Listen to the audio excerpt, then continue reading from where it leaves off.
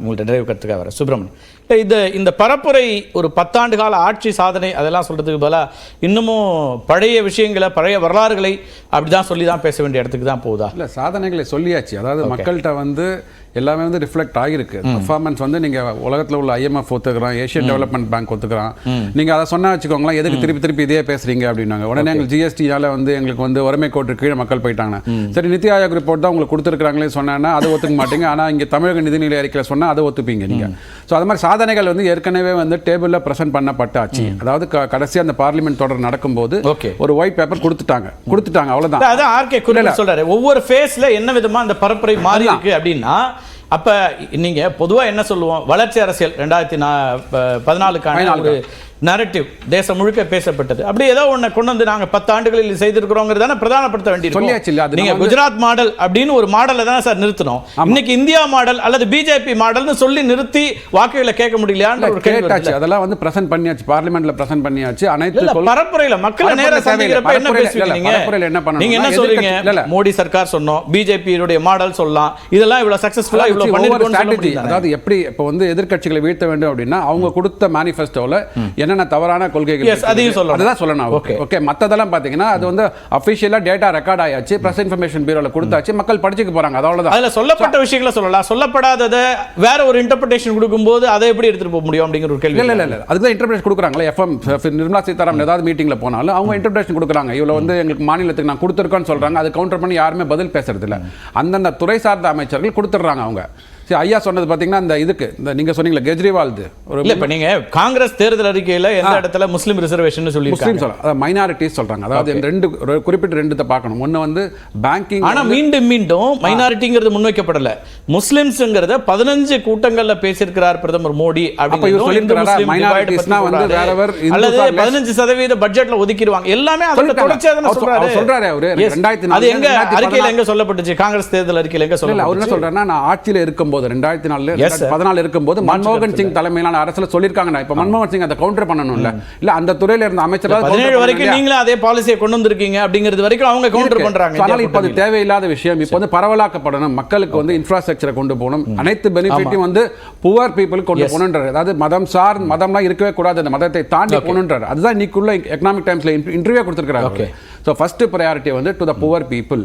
So மதத்தை பார்க்காதீங்க, அனைவருக்கும் கொடுக்கணும் அப்படின்றாரு.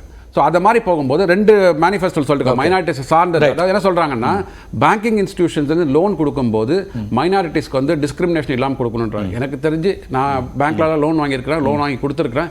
இந்த மாதிரி எந்த வித இதுவும் பார்த்ததில்லை. இப்போ தான் ஃபர்ஸ்ட் டைம் இன் மேனிஃபெஸ்டோ மைனாரிட்டிஸ்க்கு டிஸ்கிரிமினேஷன் இல்லாமல் பேங்கிங் இன்ஸ்டிடியூஷன் லோன் கொடுக்கணும்னு சொல்றாங்க. அது எப்படி ஒத்துப்பாங்க? அதாவது பேங்க்ல வந்து பார்த்தீங்கன்னா நீங்கள் நானும் FD போட போறோம், மற்றவங்களும் FD போட்டிருக்காங்க, அது மூலமா தான் கடன் கொடுக்குறாங்க. இப்படி கொடுத்தா ஒத்துக்க முடியுமா? என்ன சொல்லுவாங்கன்னா, பின்புலம் பார்க்கணும். அதாவது ப்ரமோட்டர்ஸோட பேக்ரவுண்டு, அந்த success story of the promoters அப்படி பார்த்து கொடுக்கணும். இன்னொன்னு என்ன சொல்றாரு பாத்தீங்கன்னா, ஒரு படி தாண்டி மைனாரிட்டிஸ்க்கு வந்து பப்ளிக் ஒர்க்ஸ் டிபார்ட்மெண்ட்ல உள்ள கான்ட்ராக்ட்ஸ்க்கு வந்து டிஸ்கிரிமினேஷன் இல்லாம கொடுங்க. Sir, public work department techno commercial பார்க்கணும். டெக்னிக்கலா அவங்க வந்து சூட்டபிளா இருக்காங்களா, கமர்ஷியலா வந்து அரசாங்கத்துக்கு நல்ல ஒரு தரவை கொடுப்பாங்களான்னு பார்க்கணும். அப்படி போகாம வந்து வெறுமனே வந்து மைனாரிட்டிஸ் பேஸ்டு போறீங்க அப்படின்னா, இப்போ நான் வந்து இங்க தமிழ் பேசிட்டு இருக்கேங்க, டெல்லிக்கு போறேன், நான் லிங்குவிஸ்டிக் மைனாரிட்டி, டெல்லியில எனக்கு லோன் கொடுப்பாங்களா? அதை எழுதி கொடுப்பாரா அவரு? சோ அதெல்லாம் கொடுக்கவே இல்லை. மகாராஷ்டிரல போறேன், எனக்கு ஹிந்தியும் தெரியாது. நீங்களே சொல்றீங்க மைனாரிட்டிங்கிறதுல லிங்குவிஸ்டிக் மைனாரிட்டியும் உள்ளடக்கியது. கண்டிப்பாக வெறும் முஸ்லிம் மட்டும் இல்ல. குறிப்பீங்களா சொல்லணும், வெறும் முஸ்லிம் மட்டும் இல்ல. என்ன பொறுத்தவரைக்கும் அதை தெளிவுபடுத்த வேண்டியது. எல்லா இடத்துலயும் முஸ்லிம்ஸ் கொண்டு போக. என்ன பொறுத்தவரைக்கும் மைனாரிட்டி அப்படின்னா, சோ எங்க நம்ம வந்து குறைவாக எண்ணிக்கையில் இருக்கிறோமோ அவர்கள் எல்லாம் மைனாரிட்டி அப்படி சொல்றாரு. அது சொல்லுவாரா? எனக்கு நான் டெல்லியில போய் பிசினஸ் போக போறேன், எனக்கு ஹிந்தி தெரியாது, எனக்கு லோன் கொடுப்பாங்களா? சொல்லுவாங்களா? அவங்க PWD கான்ட்ராக்ட் எடுத்து கொடுப்பாங்களா? ஸோ இது எதிர்கட்சிகளுடைய ஃப்ளாஸை இல்லைன்னா அவங்க சொல்லக்கூடிய விஷயங்களை எக்ஸ்போஸ் பண்ண வேண்டிய அவசியம் இருக்கு. அந்த அடிப்படையில் பண்றாங்கன்றாங்க திரு வன்னியர்ஸ். அதுதான் அவரும் சொல்றாரு. நீங்க எதிர்கட்சி ஒரு தேர்தல் அறிக்கை கொடுக்குது அல்லது பரப்புரை மேற்கொள்றீங்கன்னா, நீங்க வந்தா என்ன செய்வீங்கன்றதை சொல்ல வேண்டிய தேவை இருக்கு பிரதமருக்கு அல்லது பிஜேபியினுடைய தலைவர்களுக்கு. அதை எக்ஸ்போஸ் பண்றோம், கடந்த கால வரலாறுகளை சுட்டி காட்ட வேணாமா அப்படிங்கிறாரு. இல்லை, அதாவது எக்ஸ்போஸ் பண்ணுறது அப்படிங்கிறது ஒரு பதற்றத்தை உருவாக்குகின்ற வகையில், அதை வந்து திருச்சி பேசுகிற வகையில் தான் வந்து பாஜகவை சேர்ந்தவர்கள் வந்து முழுமையாக பண்ணுறாங்க. அவங்க தேர்தல் அறிக்கையில் வந்து எங்கே வந்து சொத்துக்களை வந்து பறித்து கொடுத்துருவோம், இந்துக்களுடைய சொத்துக்களை இஸ்லாமியர்கள் கொடுத்துருக்கோம், ஏதாவது இருக்குங்களா? அப்படி எதுவுமே எங்கேயுமே சொல்லலை. ஆனால் வந்து அது துணிச்சலாக வந்து அவங்க வந்து பேசுகிறாங்க. இன்னும் கூடுதலாக வந்து இவங்க வந்தாங்கன்னா 2 எருமை மாட்டில் 1 எருமை மாட்டை வந்து பிடிங்கிடுவாங்க, பறித்து கொடுத்துருவாங்க அப்படின்னு சொல்கிறது வந்து எங்காவது இவங்க ஏதாவது சொல்லியிருக்காங்களா? அது குறித்து வந்து நீங்கள் வந்து பேசுகிறதா இருந்தால் நம்ம வந்து பேசலாம். ஆனால் இவங்க எல்லாமே திருச்சி தான் பேசும்பொழுது அதுக்கு வந்து நீங்கள் வந்து பதில் சொல்லி தான் ஆகணும். இடஒதுக்கீடு தொடர்பான விஷயங்களில் நீங்கள் வந்து என்ன அப்படிங்கிறத சாதிவாரி கணக்கெடுப்பு நடத்துறது அப்படிங்கிறது சொல்கிறாரு ஒன்று. ராகுல் காந்தி அவர்களே அதை தெளிவுபடுத்துகிறாங்க. நாங்கள் தேர்தல் அறிக்கையில் என்ன சொல்லியிருக்கிறோம், 50 விழுக்காடு அப்படிங்கிறது நிர்ணயிக்கப்பட்ட நாங்கள் உடைச்சி அதை நாங்கள் வந்து சாதிவாரி கணக்கெடுப்பு நடத்தி எல்லாரும் கொண்டு வருவோம் அப்படின்னு சொன்னோம். இது எப்படி அதை அப்படியே தான் சொல்லணும். ஆனால் அதை வந்து அவர் வந்து மறுக்கிறாங்க. இல்லை, அவர் 2-3 கடந்த கால உதாரணங்களை சொல்கிறார். சார், நீங்கள் வந்து நான் முதலமைச்சராக இருக்கும்போது எனக்கு சொல்லப்பட்டது இது அப்படிங்கிற ஒரு விஷயத்தை எடுத்துகிட்டு வராரு. அதுக்கு பிறகு மன்மோகன் சிங் அவர்கள் கடந்த காலத்தில் என்ன சொன்னார் அப்படிங்கிறத சொல்லிட்டு வராரு. இன்னைக்கு ராகுல் காந்தி அவர்களே ஒத்துக்கொண்டார், தன்னுடைய பாட்டனாரோ அல்லது தந்தையார் காலத்திலோ இப்படி தான் இருந்ததுங்கிறத ஒத்துக்கிட்டாங்க அப்படின்னு இன்னைக்கு அடுத்த கட்டத்துக்கு வராரு. இல்லை, அதில் ரொம்ப குறிப்பாக நான் உங்களுக்கு அவர் என்ன சொல்கிறாரு, இந்த ரூல் அப்படிங்கிறது, இந்த ஆட்சி என்பது SC ST OBCகளுக்கு எதிராக இருந்தது அப்படிங்கிற ஒரு புள்ளிக்கு அவர் வராரு.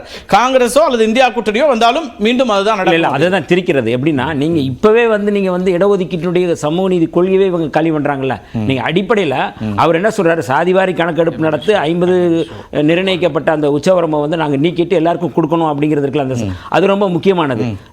நீட்டு தொடர்பான இதுல வந்து அந்தந்த மாநிலங்கள் என்ன முடிவு எடுக்கிறாங்களோ அதை நாங்க வந்து அமல்படுத்துவோம், அதை நடைமுறைப்படுத்துவோம் சொல்றாரு. இது வந்து எல்லா மக்களுக்குமான ஒரு பொதுவான கொள்கை. இதுல வந்து நீங்க வந்து எங்க வந்து இவங்க வந்து கடந்த காலங்களில் இருந்தது எங்க நீக்குவோம் சொல்லியிருக்காங்க, எங்க சொல்லியிருக்காங்க? எங்கேயுமே நீங்க வந்து சொல்லல. வெளிப்படையா நீங்க வந்து சொல்றதா இருந்தா இதுல வந்து அச்சப்பட்டு மோடி வந்து பாருங்க, நீங்க வந்து இடஒதுக்கீடு வந்து இப்ப EWS ரத்து பண்ணுவாங்க, வந்தாங்கன்னா EWS வந்து ரத்தாகும். ஏன்னா இவங்க சொல்றாங்களா தாழ்த்த பண்ணுவாங்களா? காங்கிரஸ் ஆதரித்தது இல்ல, மார்க்சிஸ்ட் கம்யூனிஸ்ட் கட்சி ஆதரித்தது இல்ல. நான் இப்ப EWS எப்படி கொண்டு வரப்பட்டது அப்படிங்கிறது விவாதத்துக்கு வரும். நீங்கள் அப்போ வந்து EWS தொடர்பாக வந்து முக்கியமான விவாதம் வரும்பொழுது கட்டாயம் வந்து அதில் வந்து என்னென்ன பாதிப்புகள் இருக்குது, யாருக்கு அது போய் சேருது அப்படிங்கிற விவாதத்துக்கு திருப்பி வரும்ல. நீங்கள் வந்து யாருக்கான EWS இருக்குது அப்படிங்கிறத நம்ம வந்து சொல்லுவோம்ல. அப்போ கட்டாயம் ரத்து. EWS வந்தபோது அதை முழுமையாக எதிர்த்தது நீங்கள், திராவிட முன்னேற்ற கழகம், தமிழ்நாட்டில் இருக்கக்கூடிய கட்சிகள். ஆனால் அங்கே தேசிய கட்சிகளில் பலரும் அதை ஆதரிக்கத்தானே செய்யலாம். காங்கிரஸ் ஆதரித்தது, இன்னும் சொல்ல போனால் மார்க்சிஸ்ட் கம்யூனிஸ்ட் கட்சி ஆதரித்தது, தமிழ்நாட்டில் வேறு நிலைப்பாட்டு எடுத்தாங்க. அதை இப்போ நீங்கள் வந்து நீங்கள் பார்த்தீங்கன்னா வங்கிக்கான இடஒதுக்கீட்டில் வந்து எஸ்சிக்கான இடஒதுக்கீட்டில் இருந்தோம், எஸ்டிக்கான இடஒதுக்கீடு, எம்பிசிக்கான இடஒதுக்கீட்டில் இருந்து அங்கே EWS போயிருக்கு அப்படிங்கிறத வந்து வெளிப்படையாக அமலப்பட்டிருக்கிறாங்க. அப்போ இதில் ஒரு மாற்றம் வரும் அப்படிங்கிறத நம்ம திருப்பி தொடர்ச்சியாக சொல்லிட்டு இருக்கிறோம். அப்போ இந்த முறையில் வந்து பாஜக அல்லது மோடி வந்து இந்தியா கூட்டணியினுடைய தேர்தல் பரப்புரைய அவங்க வந்து சமாளிக்க முடியாம திசை திருப்புற வேலையை செய்யறாங்க. இப்ப வந்து ஹரியானால என்ன பேசுறாரு, வெளிப்படையா ஜாதியும் மதமும் வந்து அவர் வந்து பேசுறாரு. வந்து இந்தியா கூட்டணி ஜாதி மதமும் வந்து அவங்க வந்து சாதியவாதத்தை, மதவாதத்தை, வாரிசு அரசியலை முன்னிறுத்துறாங்க. இதை விட நகைச்சுவை வந்து, இதை விட வந்து அபத்தம் வந்து மோடி என்ன அடிப்படையில் நீங்க வந்து இப்ப இந்த ஜாதியை வந்து பாதுகாப்பது இந்து மதம் தான். இது பிரச்சனை நான் சொல்லலை, நான் கோட்பாட்டு அடிப்படையில் பேசுகிறேன். இந்த ஜாதி அமைப்பு முறையை, வர்ணாசிரம் அமைப்பு முறையை பாதுகாப்பது இந்து மதம் தான். இப்போ இந்து மதத்தை பாதுகாப்பது யார்? இந்து மதத்தை வந்து இன்றைக்கி வந்து ராமர் பேரில் வந்து இன்றைக்கி அரசியல் செய்கிறது யார்? இன்றைக்கி மோடி அப்படிங்கிற பேர், ஜாதி பேர் அப்படிங்கிறத ஒரு பிரதமர், இந்தியாவினுடைய தலைமை அமைச்சர் ஜாதி பேரை பின்னாடி சேர்த்துக்கிறாரு. சட்டப்படி வந்து நீதிமன்றத்தின் மூலமாக ஜாதி பேரை சொன்னாங்க, ஏதோ சொன்னி என்னை ஜாதி சொல்லி திட்டினாங்க அப்படின்னு நீதிமன்றத்தில் போய் தண்டனை வாங்கி தர இடத்துக்கு கொண்டு போய் நிறுத்துறாரு. ஒரு இந்தியாவினுடைய தலைமை அமைச்சர் ஒரு மோடி அப்படிங்கிற பேர், ஜாதி பேரை வந்து வச்சுக்கிட்டு நான் ஜாதி அரசியல் இந்தியா கூட்டணி பண்ணுதுன்னா இதை விட கேவலம் ஏதாவது இருக்குங்களா? இவர் தானே அதை வந்து கொண்டு வராரு. நான் நரேந்திரன். வட மாநிலங்கள்ல பின்னாடி சர்நேம் வச்சுக்கிறது காங்கிரஸ்ல அவ்வளவு தலைவர்களுக்கு சரி. ஆனா கோர்ட் நீதிமன்றத்தில் போய் நீங்க வந்து ஜாதி ரீதியா திட்டினாங்க அப்படின்னு சொல்லி யாரு நீங்க இவருடைய பதவியை பறிச்சுச்சு, அதுதான் சொல்றேன். நீங்க வேற யாராவது போனாங்களா? நிறைய யாதவ் பேரை வச்சிருக்கிறாங்க, நிறைய வச்சிருக்கிறாங்க. ராகுல் காந்தி என்ன ஜாதி பேரை வச்சிருக்கிறாரு? நீ ராகுல் காந்தி தானே நீங்க போட்டியாக்குறது. ராகுல் காந்தியை நீங்க பேசுங்க. நான் இங்க தென் மாவட்டத்துக்கு வந்தா நான் நரேந்திரன், அவர் தேவேந்திரன் சொல்லி ஜாதி சொன்னது யார்? ஜாதி பேரில் வந்து நீங்கள் வந்து மாநாடுகளை கூட்டினது யார்? ஜாதி சங்கத்தில் போய் கலந்துக்கிட்டது யார்? எந்த அடிப்படையில் இவங்க பேசுகிறாங்க? முழுக்க ஜாதி வெறி ஊறி போய் இருக்கிறார். ஜாதி வெறியர் வந்து இந்தியாவில் யாருன்னா வந்து மோடி தவிர வேறு யாரும் இருக்க முடியாது. பெரிய விமர்சனம் இல்லைங்க, நீங்கள் அம்பலப்பட்டு தான் நாங்கள் நிற்கிறாரு. எந்த அடிப்படையில் நீங்கள் வந்து மதத்தை பேசுகிறாரு?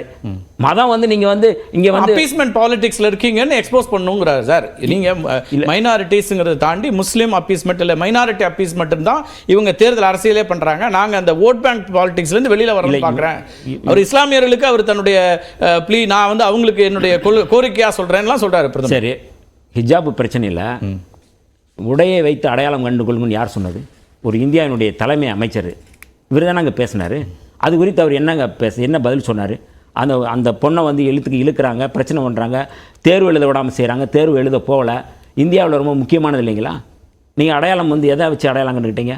மணிப்பூரில் வந்து என்ன பிரச்சனையில் வந்து இருந்தீங்க? ஏதாவது ஒரு நாள் இந்தியாவுடைய பிள்ளைகள் கூட என்னுடைய பிள்ளைகள்னு சொல்லி சொன்னீங்க. ஏதாவது ஒரு நாள் வந்து அந்த பிள்ளைகளை போய் நீங்கள் பார்த்துருக்கீங்களா? நிர்வாணப்படுத்திய வந்து அந்த பிள்ளைகளை வந்து நீங்கள் வந்து பாலியல் வன்முறை செஞ்சு படுகொலை செஞ்சீங்க. எங்காவது ஒரு முறை நீங்கள் போய் பார்த்துருக்கீங்களா? ஹத்ராஸில் வந்து 2020 வந்து மனிஷா வால்மீகி வந்து 19 வயசு மாணவி பாலியல் வன்முறை செய்யப்பட்டு படுகொலை செய்யப்பட்டாங்க. என்ன வந்திருக்கு? நீங்கள் 4 பேர் கைது செய்யப்பட்டாங்க. கும்பல் கூட்டு வன்முணர்வு. அங்கே போய் நின்னது யார்?